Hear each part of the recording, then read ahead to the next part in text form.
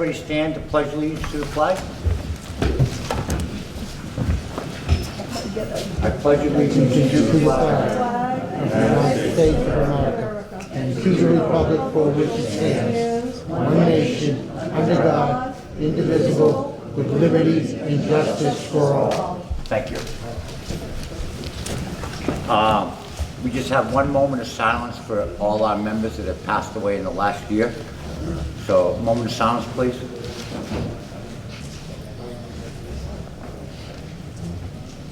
There wasn't that many, so we're good.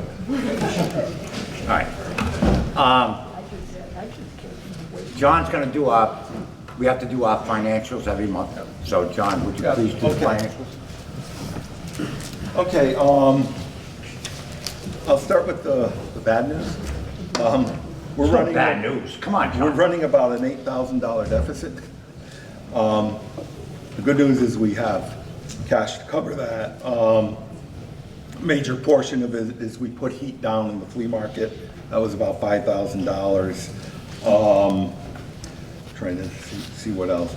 The Christmas party ran at a bit of a deficit, and the electricity is running a bit over, like I think everybody knows. The good news is the balance sheet. We have 3 CDs that are now at 5% interest, and there's there's $46,391.85 in CDs. 10,900 is in a 12-month. 17,745 is in another 12-month, and then there's a 7-month CD for 17,745. What we're going to try to do is start to ladder them so that every quarter or so, every half year, something's coming due in case we need it.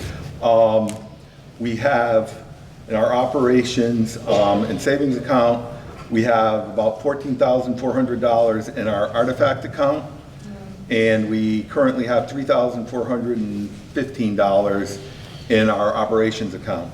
We also have a restricted savings account that has $20,737.94. So cash and CDs, we have about almost $85,000, of which $20,700 or so is restricted for redoing the auditorium. Does anybody have any questions? No? Okay. I do. Do we get any more money? Yeah, we will. All right. Okay. You gotta leave my paper frame Yeah, there, no, John. where is it? There it is. All right. Thank you. Yep. Thank you, John. And after we get done the presentation tonight, we have refreshments here. You can get them anytime you want. Flea market downstairs every first and third weekend of the month. They're raising $300 a month for us, just on selling coffee cups. No, I'm only kidding, but it helps us out a lot when they do that. We're open every Saturday morning from 9 till noon. And then starting this month, we open up Thursday night again from 6 to 9. No, 6 to 8. I don't want to be here after 8. 6 to 8 on Thursday nights. Our next meeting is in April. It's about Civil War letters from Somerset veterans during the Civil War.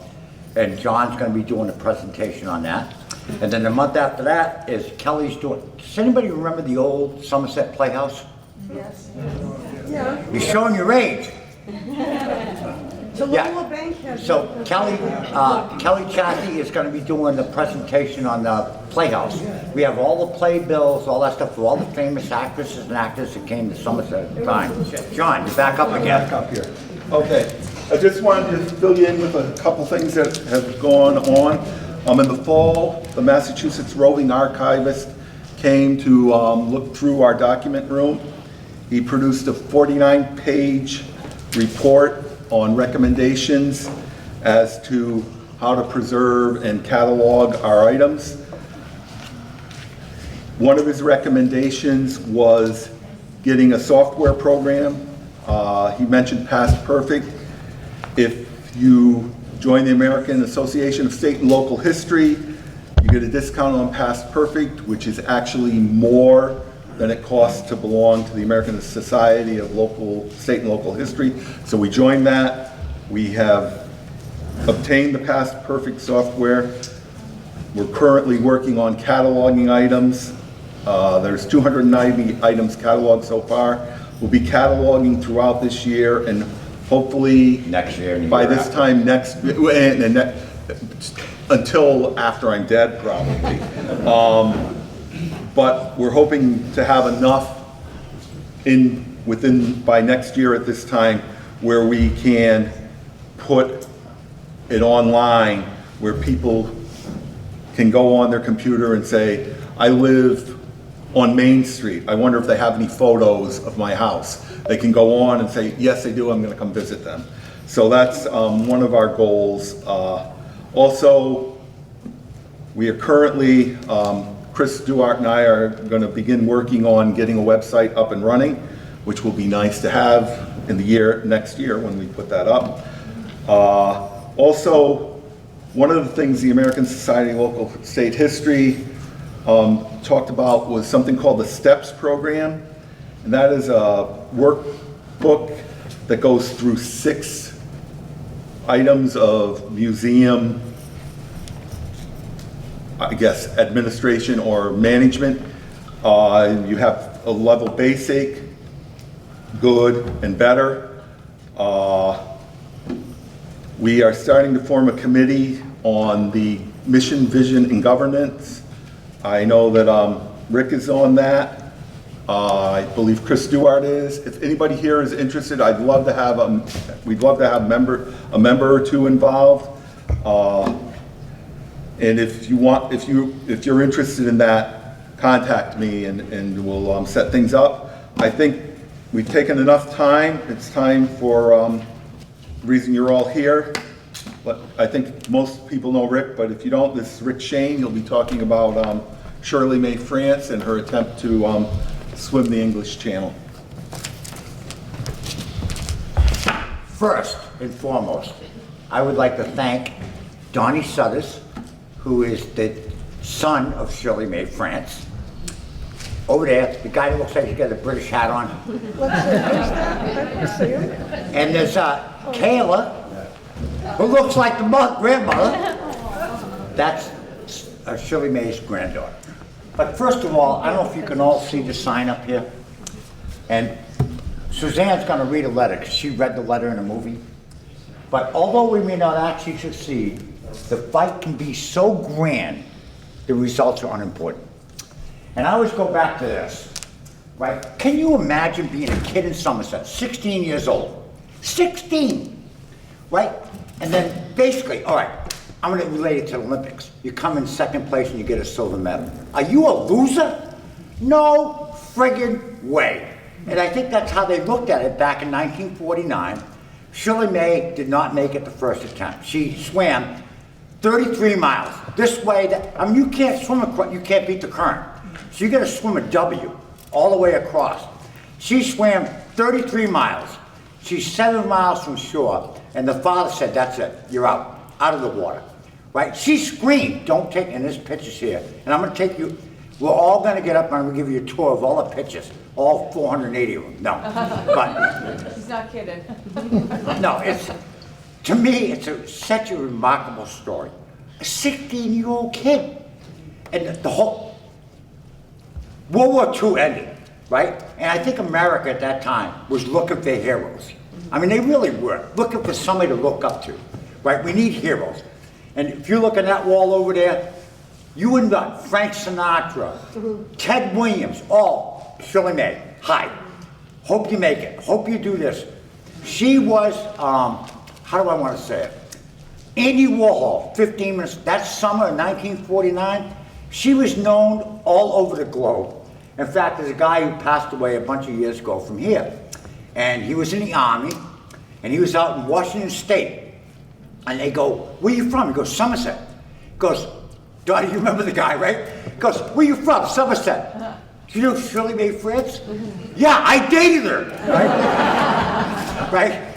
So, you know, you go back and you look at this, you know what? And I'm kind of going to jump around a little, but you know what Shirley wanted?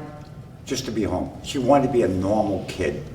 And I think that's just, if you look at this whole story and all these pictures, and I will tell you, I'm gonna go from the end and I'll jump back. In her, I think it was 1950, 1951, she said, I never want to swim again. She lost her childhood. It was all about publicity, it was about this, it was about races, it was about that, and she lost her childhood. And I think she missed that the most. However, she ended up teaching at the YMCA swimming, but you know. So anyway, I would like you all to get up, and I'm going to start in one corner, and I'm going to work my way around the room, and I got some film to show of her swimming, actual film from 1949. From day 1 or day 2 or 3 or 5, whatever it is, right? And these are her pictures, but I want to point out, look how tall, where's Kayla? Yeah, check out Kayla, see how tall she is? Look how tall Shirley Mae is from here, this picture here. And then here she is at Wilbur School. She's taller than the boys. I want to say, people cannot believe when I say people thought she didn't make this English channel, that was she, like, you lose. Ready? This is Lake George. Shirley Mae France, right? Held at 13 years old 3 world records: 5 mile, 10 mile, and 13 mile endurances at the age of 13. In fact, her father, they used to have a swimming contest in Fall River back in the 40s and 30s and all that. Her father held the record swimming. And they did. They swam from one end of Fall River all the way to the other end. Guess who beat the father's record? Shirley Mae. Which I think is pretty cool. You probably got to beat what you got to hold, but you know what. But anyway, and what it's funny, there's so many stories. Each one of these is a story in itself. All right. So back in the 40s, they used to give out a trophy, right? It was called the Grantland Rice Trophy. Grantland Rice would be like, who's a famous sports person now? Howard Cosell, right? So Grantland Rice trophies used to only be given out to universities, like Notre Dame wins the Grantland Rice Trophy, or, no, Boston College, forget it. Harvard won it. She's the first woman to ever win the Grantland Rice Trophy. First woman, given to a single individual. That's how popular she was at the time. Oh, it's a recreation, but Donnie did a good job. That would be the Grantland Rice Trophy in that time. And of course, the hat. I should wear that. Anyway, so now this is, here's Lake George. You swim all the way to here. She beat every woman, and she came in 10th with the guys. And so when she was swimming, the name of the boat, believe it or not, was Ham and Eggs. Ham written on this side, eggs on that side. She pulled in the shore, right? Pulled in the shore, and she goes like this. What do you want? You hungry? Yeah, I'd like ham and eggs. You know? Because you had to see it for 13 miles. And then she got out of the water, and I think this is kind of leads up to where she really was. She gets out of the water, she runs back in, everybody looks at her, what are you doing? I'm swimming for myself now. Not swimming for anybody, I'm swimming for myself. So I thought that was pretty interesting story. Yes. But anyway, she's in St. Clair, right? St. Clair, Michigan. Now, that swim was 33 miles to swim across St. Clair. 33 miles, like swimming to Newport and back, right? And she used to sign autographs and stuff like that. That's her at 16. And then, moving right along, Russ Murray. He was the owner of Lincoln Downs, right? Yeah. He was the owner of Lincoln Downs back in the 40s. He gave the keys to the boat, right? So Shirley could use the boat to help practice swimming for the English Channel, which I thought was pretty amazing. And of course, everybody loved her. I mean, they're a perfect picture. So then, but I think, how did she become known? Because you can swim all over the place, nobody knows you, right? So what happened was, the promoter at the time, right, they had a swim. It was a publicity swim in New York, leaving from Pier 6 in New York to swim to Coney Island. Well, Pier 6 is known as Contis Slip. And if anybody read Moby Dick, the first line, I left Contis Slip. So she left where Moby Dick's story started, right? And then she's going by Coney Island. She swims like a mile further because there's a publicity stunt. Pulls into a place the guy owns swimming pools. So everybody's going down the beach, and guess what? It was an advertisement thing. So she's swimming now. I thought it was pretty cool. So anyway, now the reason behind this, and what was really fascinating, it rained that day. So the Yankees got rained out. They had no sports stories to do. Voila. Let's do this story. It's the only one we have. And that's what that was it right there. From that point on, it was the sky. That's what happened.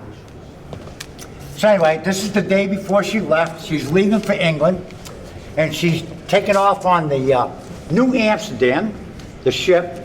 And oh, by the way, that's a Somerset French teacher right here. Somerset French teacher, and these are all. This is Mello, right? Mello. Donnie Mello, right? Herman Mello. He was the reporter for Fall River. Guy never left the country, but we had his passport about a couple of years ago.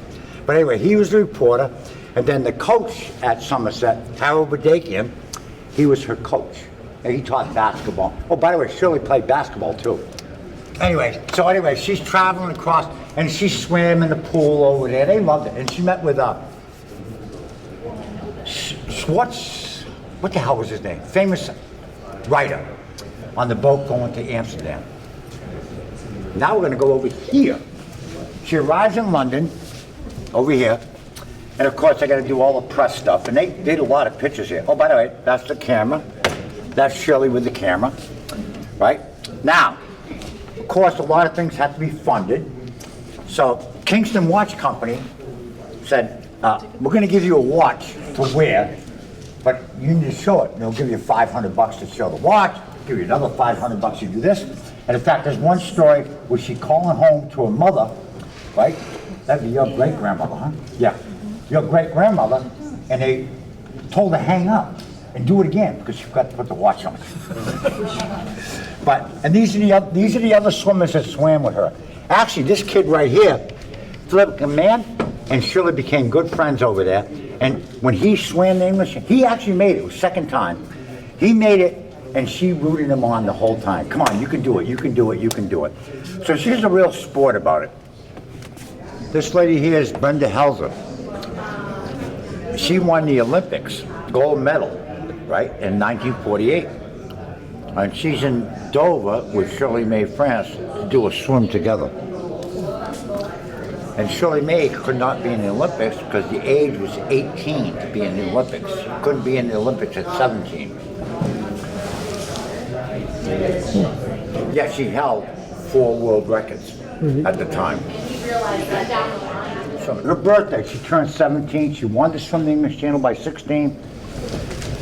But the deal, whatever it was. In fact, I got to go back. I'm going to jump back 10 years before, or actually 15 years before. During World War II, right, Somerset soldiers and Navy guys would always send letters to the Spectator. And they would publish those letters in the Spectator.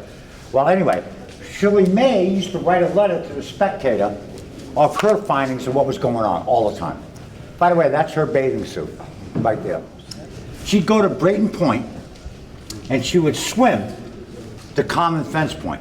That was just practice. And then, of course, remember I said about the guys with all the muscles? They get them from the Y, right? And they get in a boat, just like that one, right? And they have to row all the way to Common Fence Point and back one time. I ain't doing that again. No way. So I found this story amazing. So this is Shirley on board the Nellie Bywater, which they renamed the Black Magic. Black Magic was a Frank Sinatra movie, and that was part of the publicity of naming that Black Magic. So anyway, Captain England wrote a story about his life at sea, and in one of his, there's a whole chapter just devoted on Shirley Mae France. And Shirley Mae taught the youngest child, oh, she's on the other side, the youngest child how to swim. The ship went down at sea in 1951. She never knew. The youngest child survived, the oldest child didn't, and he contributed to this because Shirley Mae taught her to swim. And she only found out. So this is the radio announcement right here of the time that she was actually swimming. And then this is the pictures from the boat. And like I said, that's a school teacher. And they used to play a song, Slow Boat to China. And that's what she would swim by, the Slow Boat to China. And then this is her swimming. That's where they pulled her out of the water. She said, let me finish. She's only 7 miles from shore. She just won 33 and 7 miles from shore. But anyway, I think, yeah. I just think it's remarkable. A remarkable story for a 16-year-old kid. This is from 52 Cranley Gardens, Southwest 7. This was the 10th of August in 1950. My dear Shirley Mae, I don't know if you will remember me, but we met at the Sunday before your swim when I came down with Mr. Wilmot, the commentator, and Mr. Mann, our mutual broadcasting. We had a long chat together on the beach. Now I am writing not only for myself but for Mr. Wilmot too. Firstly, we want to wish you a very, very happy birthday, and secondly, we want to congratulate you on one of the most courageous and gallant efforts we've ever seen. For myself, my dear, I was proud of you as a member of my sex, and Mr. Wilmot, who has travelled all over the world and during the war was in every battle area, says rarely has he ever seen such pluck and rarely has he ever felt such admiration for any girl as he did for you. My dear, I can imagine your own disappointment. I can imagine the heartache when you think of all that might have been, because I remember you telling me all that you hoped might eventuate from this swim. I have already heard from Mr. Mann that you are very sad, so I felt I must write and say you simply must not be. You have done something infinitely more important than just swim in the channel.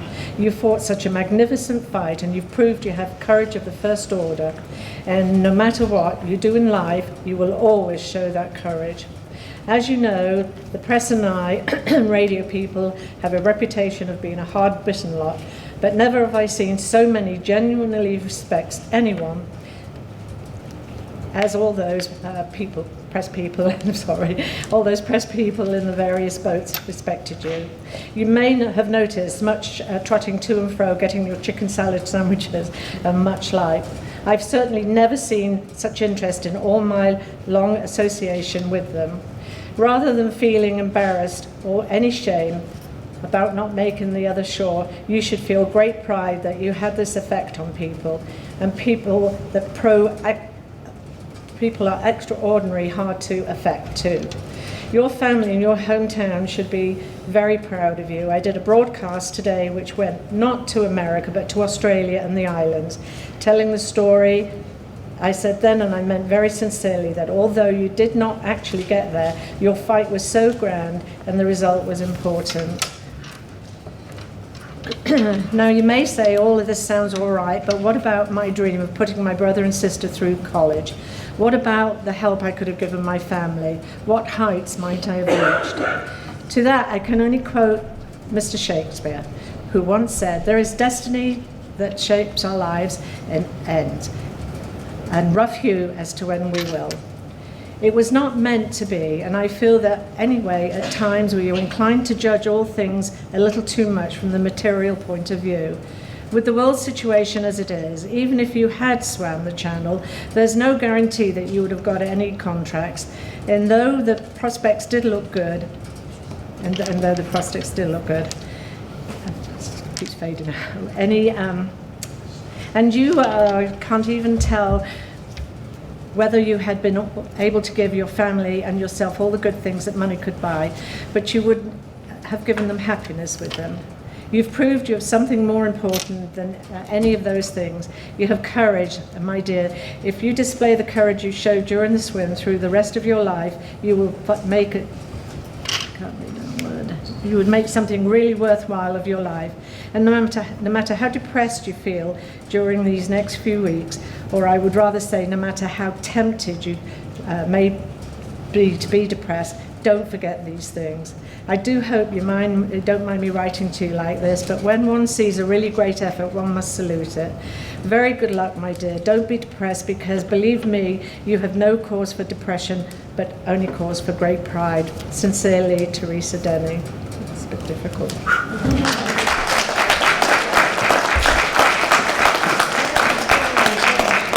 Anyway, I think that letter sums it all up. Could I read the poem to you? Because I sent it here a long time ago, and my mother wrote it, and she gave it to Shirley, and Shirley was very thankful. It's just it's just a little ditty. No, so I've heard ditties before. You probably heard my ditties. Please, stand up and tell everybody. I'll stand over there so I can hold up. Yeah, I don't know if all the words were there, but it was a small little ditty she wrote for Shirley. Okay, now to remember it. Shirley Mae France, popular name, has brought Somerset all the fame. Now see if I can remember the rest. Shirley Mae France, popular name, has brought Somerset a lot of fame. Though her task was not complete, to Somerset there was no defeat. Though the channel didn't let her through, she's going back to beat it too. She'll show us what she meant, 'cause her courage has not been spent. The white cliffs of Dover will shine someday for this Somerset girl, our Shirley Mae.